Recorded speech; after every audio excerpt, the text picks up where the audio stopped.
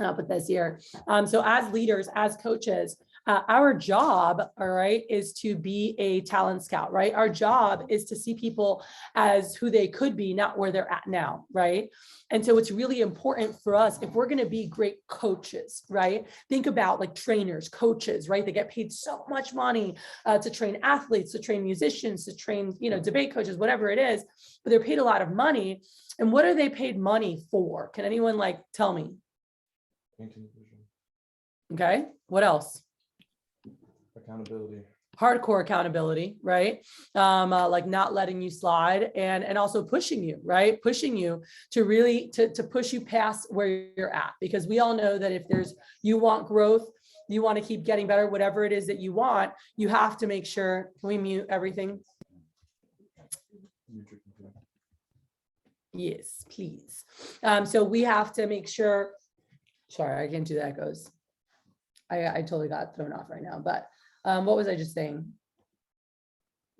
Oh, with targeting and stuff. So just being as a talent scout, like as a coach, as a real good coach, right? These headhunters, these coaches go around finding like who are the top athletes, who are whatever, and really being like, you should be here. Here's why we see you here. We think you'd be a great fit for this, like whatever that is, right?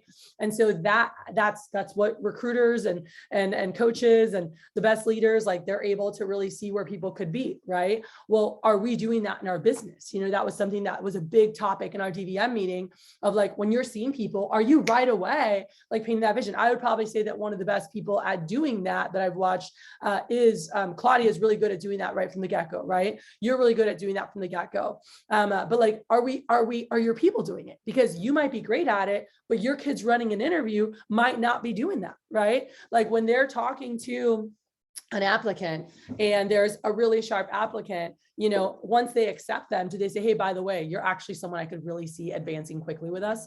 There are a lot of opportunities for growth. And I'm so excited, for you to get to meet Miss Prince, because I really think she's gonna love you. So let's work hard on this so you can impress her, because you do the right things. Like within a couple of weeks, there's management positions open and there's internships available as soon as second half of spring. Like, are they planting those seeds? Are your people, because again, stuff that when you're more seasoned, right, experienced, you naturally do these things, right? When Claudia talks to someone like, and she sees what they need, automatically she's like, oh, we have this and we have this internship and we have this, and she's already connecting the dots for them, right? But are the new recruiters doing that? They don't know how to do that necessarily. So are we guiding them on that, right? When there's an older applicant in an interview, do your people know how to handle that? In terms of keeping them, do they know how to paint vision for them, right? And when they accept them at the end and they say, hey, do you feel with proper training and guidance you could do well with this? Or do you feel you're coachable?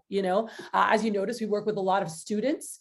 And so we just really, we want to make sure we have people that are coachable, that are hungry to learn. We found that sometimes when people have a little bit more experience, they're not as coachable, and they're like, oh no, definitely, and I'm like, well, hey, what's great is that our company is growing. It is expanding. I'm like, there are opportunities for growth in two avenues, one in sales and really being like a real estate agent or insurance sales, or, and doing belly to belly. We have trade shows, we have realtor program, we have this. And then there's the avenue of management and actually running an office. And those are people who enjoy coaching, more like teachers, more like coaches, like they really enjoy doing that. And so where would you see yourself, in that aspect? And so that is, and just like, are we throwing that out there to them, right? And we're saying, hey, we have these available, and we're super excited to see how this evolves for you, or, whatever it might be. But like, again, are we even telling the older applicants like, hey, there's opportunities for you to grow here. Like we are looking for people who are looking for careers. We are looking for professionals, and here are the avenues there, right? At the end in the post, are we saying that to them, right? Because right there, that person who's 23, 24, 25, 30, 40, who was like, this is cool, but like, maybe it's not for me. It seems like it's for younger people. But that moment in the post, when we make that comment, they're like, oh, hell yeah. And then boom, now you have a show launch and someone who's interested in building for the future, right? Again, these are things that I think veterans, we naturally do when we talk to people, but I know I have not been thinking about that stuff as I'm training new people, right? And so we're missing recruits, we're missing tying people into a bigger vision vision in terms of what's possible. Guys, we have a chance, like we could, every single one of our offices could find 1 or 2 more offices for the summer, right? Like people who like might interview this week who are just razor. And what we know is if they're down to train for like 2 to 4 weeks, like we can prepare them if they're the right person, right? Because it's not that complicated. You guys know we have a manual, everything's in there, right? Like you read it. And as a manager, we have a manual, we have systems for everything. But it's really, so if they have the it factor, right? Like a mental toughness, like ability to be like, let's go, let's get it, you know? And like, I would say that personality wise, it's probably someone who's a little bit more builder, and builder banker. Like if they have builder or banker, it's pretty easy to train them quick. Cool. Bankers are the easiest because like well, here, 2 and ready. Spencer just made a face because some managers are like, oh, bankers are the easiest, but you actually have to take time to give them what to do. If they know what to do, they're going to do it. And here's the thing, they don't just do it once, they keep doing it the same and carrying it out the same over and over. And it's very easy for them to train new people because it's a system, because it's a step-by-step process, right? It's not just a like personality driven, whatever it is, right? So those are great if you can find them. A lot of them aren't attracted to our business because it's a different style, right, than personality necessarily. But just keep a lookout, right? It's not going to be for everyone, but you run into one of us, you know, this week or next week, like someone who's like, I want to grow, I want to do this, like, let's go. And they're excited about growth. Like they could be the right person where you're like, hey, I know that February is the last month we're solidifying summer internships, but you are someone that really stands out. And I'd love to get you time to speak with our division manager, right? And you guys are going to hear a lot of great stuff from David Roy today in terms of really building that development strong and building that development every single week. Like, are you having napkin talks every single week? Do we have key staff, you know, assistant managers? And it's from key staff to assistant manager in training to AM. Maybe you call key staff, you know, dirty 30, you know, fast track. I don't know. Like there's, I hear people call all different things like rising star, dirty 30, fast track. I've heard dirty 30 crew. I don't care what you want to call it, but is there some kind of future leaders? And some people call it future leaders meeting. Is there some kind of future leaders that people are getting invited to? And by the way, I used to do this. And like David Roy mentioned this and I was like, oh God, he's like every single Tuesday. Like anyone who's hit their first promotion is invited to a future leaders meeting every single week. And that's their key staff, right? And they have an hour where they like give them tips, give them coaching and set them up properly for the week. And they do that every Tuesday to set it up for the week. So I'm just kind of sharing some ideas. And one of the things I actually like kind of pushed back during the DVM meeting. And I said, well, okay, let's be for real here. I think it's weird that someone starts and in a couple of days, we're like, do you want to be a manager? Like, it just feels weird, right? Like, it's like, it seems like we don't have enough help or we are desperate or I don't know, like, that's how I feel, right? I don't know that any of you feel like that, but it's how I feel. So I voiced that at the DVM meeting and something clicked for me that has not clicked since I moved to Southwest 7 years ago, because like how quickly people talk, like promote people, like that just didn't ever feel right to me because it's not how I did it back in the day. But something that clicked and I was like, that makes sense. And I loved, and David Roy mentioned like, it's about characteristics, right? And when you're meeting with someone a couple days in, you're like, I wanted to meet with you because I really noticed that you had, and you're pointing to the characteristics. So it's not because of what you've done so far, but it's because of who you are. And you're the type of person that I would love to build with, you know? And so I just want to throw that out there because if that's something that interests you, I'd love to talk more next week. But this week I want to help you crush your fast start and really finish strong. Right. And I was like, oh my gosh, like just, and I don't know that that was his verbatim, but that's my interpretation of it. But it's just that like, are we, you know, every week we're promoting people or we're targeting people because of the characteristics they have, you know, when people, you know, something else that they had mentioned and Lloyd was talking about was how, okay, who changed their major more than once? Raise your hand. All right. You know, like, and there's so many, like the majority of students are not really sure what the hell they want to do. Would you guys agree with that statement? Yeah. Okay.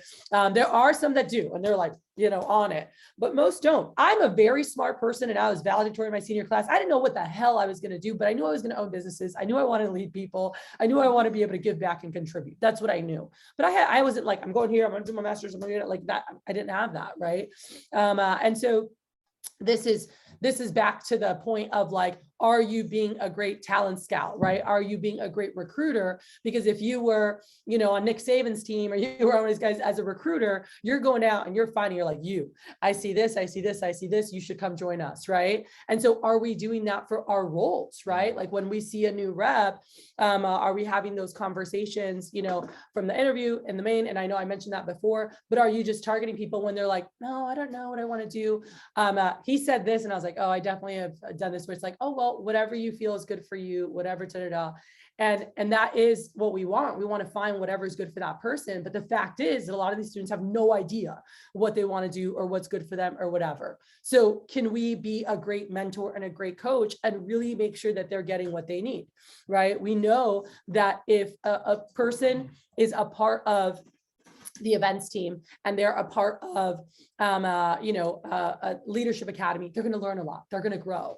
They're going to learn different skill sets. They're going to gain different confidence. They're going to have different opportunities, and so getting them involved. And, Dante really has just been doing an incredible job. And I'm so excited to have him in his role because he gets it. And he really understands the importance of foundations for our reps, right? And he actually focuses on teaching those foundations over and over because he understands the importance of building upon that. Where, by the way, I've worked with a lot of events coordinators, through my 20 years.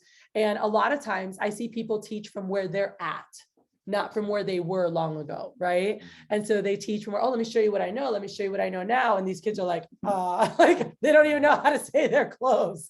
So it's really important that we pay attention to that, and we help them evolve there. So then I put down, staff meeting, and just so important on setting the culture and what's happening every week. And that's something that we've got to get back to really great staff meetings too, because I know ours have been super watered down and garbage. So I want to make sure that we're on it. And then assistant manager money, making sure that they know that money is used for office investments, setting yourself up for the future. It's not to live week to week. So AM pay is set up for your future. Everything you're learning as an AM is set up for your future. The pay is for your future. Cool. You can invest it in stocks. You can invest it in future business. You can invest in whatever. It's not to live day to day.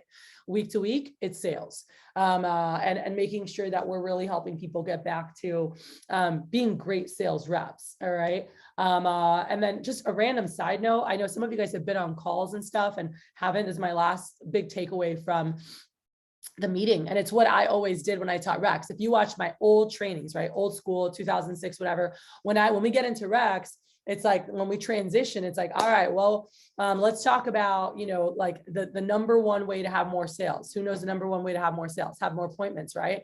Well, guys, the most important thing is, your recommendations are the gas to your car. You can have this sexy car. You can have all these great skills. If you don't have gas, you're not going anywhere. Okay. And so I'm going to show you guys exactly what we do. And so, by the way, Miss Susie, did you like my presentation? Did you like how?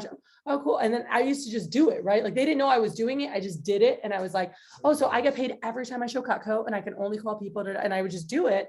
And then afterwards, I'm like, guys, what I just did, that's all you do. And they're like, oh, and I'm like, open your manuals to page whatever. So I never told them turn to the manual, just like with the close. I close them, right? If you watch the training, I close them. And then it's like, do you see how simple that was? All right, everyone turn here. And then they're like, oh, right. So that's something that I don't know if we've been doing since we evolved with recommendations. And Damien literally does it and has the rep download the app, has the whole training class download the app. He's like, so I'm going to pretend you guys are my customer. I'm going to show you exactly how I ask for Rex. And then we're going to dive in and I'm going to teach you. Right. And then he does it. He's like, so Miss Susie, hey, can you grab and download this real quick? And they actually do the download of the app at the end when they go to do Rex. They don't do it at the beginning. I don't know if that matters, but whatever. They pull the app out and he has all the reps download the app and do it because they see how easy it is for people to give Rex. So he has them do it. He says his spiel, he goes through. And then at the end, he's like, do you guys see how simple that was? Do you guys see how easy it is for someone to give you 100 or more? And they're all like, oh my God, yeah. So by them actually downloading the app and seeing it, it's like, how could grandma not give me more? It's not a very complicated process. So it's instilling belief and getting a lot of names by having them do it in training. Cool. So that was something that I was like, ooh, that's money. Because I know that I don't think that we've been doing that. And even if we were asking them for Rex, like we used to do in the old training training first before we taught it to them. We definitely haven't been having them download the app and do that, you know. So just a cool little thing. So I want to show you guys, and if you guys can share your screen so they can see it there. And this is really the next 3 years. And I shared this December 17th when we were there with everybody that was there. And I wanted to share this with you guys to make sure that we're all on the same page in terms of what we're looking at, what we want to build here over these next 3 years. And so this year, the focus is having, you know, eight strong district offices. And we're going to walk through the who's and what's here in a minute. We want 8 strong district offices. I included the pilot in this, but I'd really love to have 8 DMs plus a pilot, you know. So we'll talk about that. 12 branch offices is what we'd like to have this summer. And right now we have 6 to 8 that I think are really strong. And that's where I'm saying if each of us had one more, we could hit that number of 12. And we're going to break this down because I want to see who we have and locations and get our final. I told Brian we'd give him our final today after we met together. Next year, you know, I'd love to see us be at 10 strong district offices. All right. And by the way, that might mean we lose 1 or 2 from this year, right? And we add 4. So to go from 8 to 10, you need at least double the difference, if not triple the difference, because you never know, right? Like some years we might have everyone that stays, and then some years we have people transitioning, right? And so you want to at least double the number. So if there's any loss or whatever, so that would mean that we need to have, you know, we want 4 or 5, you know, opening next year, which we just want to keep watching, like who's graduating, who's in school just because they like, we're told they have to do that and they're paying it and they hate their life being there. Some people, school's not for them, and some people it is. And you guys have to be mindful of that too, you know, but helping them grow, like making sure that they're, if they're in school, like, do they have a schedule? Are they getting good grades? Are we making sure that they're moving forward in their academia? Like that's part of it. As someone's in school, that we're helping them, how they all comes together, because if not, you're going to lose those people really quick, you know, some of your best candidates, because they've got to get their stuff done. And so 10 district offices, and I'll show you guys the different locations, and 15 branch offices. And guys, the most exciting part, and this is something that everyone needs to be talking about, and even right now with this first slide, they can be talking about in every interview, is like, this slide should be in everyone's interview, you know, but just sharing like, hey, our division, there are a lot of opportunities for growth. We're going to be opening, we're going to have about 20 offices open this year, which means that opens up a minimum of 100 assistant manager opportunities. And basically most of our current assistant managers are going to be the people that are opening these offices. So lots of room for those who are excited about growth. And over the next couple of months, we're going to be adding people to the team and looking for people who are excited about leading others, you know, and about learning managerial, you know, gaining managerial experience. But that 100 assistant managers, like that's exciting to be talking about right now, right? Like if I'm a new rep, I'm like, oh, hell yeah, I could earn a spot as an assistant manager for the summer.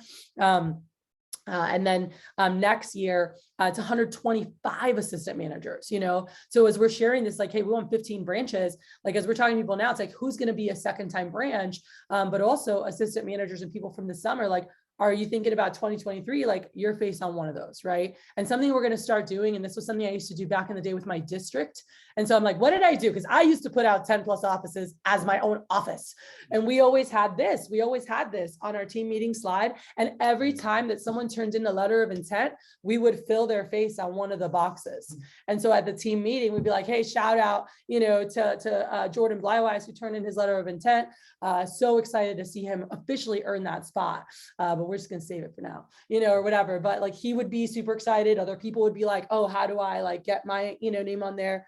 And so whether it was for branch or assistant manager, that was on my old like Miami team slideshow, was like this for my district. So why have I not done this divisionally? I just haven't. I don't know why. I know Cody's told me to do it a million times, but this is what I used to do for my office.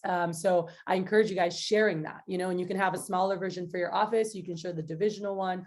You can do both. It doesn't matter, but just, are you sharing? Here's what we have. And then here's what's taken. I like having, and I'm going to fill those in. I didn't get to before, but I wanted to put our faces up there already, like on the, and then the ones that are open, it's like, you know, question mark, like, you know, who's going to be there? Like, will you be filling one of those spots? I mean, I can share this with you guys. So you have it clean without like other little things on the, Okay, and then and then 2024, 12 strong DMs, 18 branch offices. That's our very healthy max out is 30 offices in GCK. And then 150 plus assistant managers. So just really exciting to see like what can happen. And if we just start focusing and talking about it more as a group, I know that we can make some major moves. All right. So what I want to do is I want to actually take a couple minutes before Mark joins us at 10:15. We have 15 minutes to go through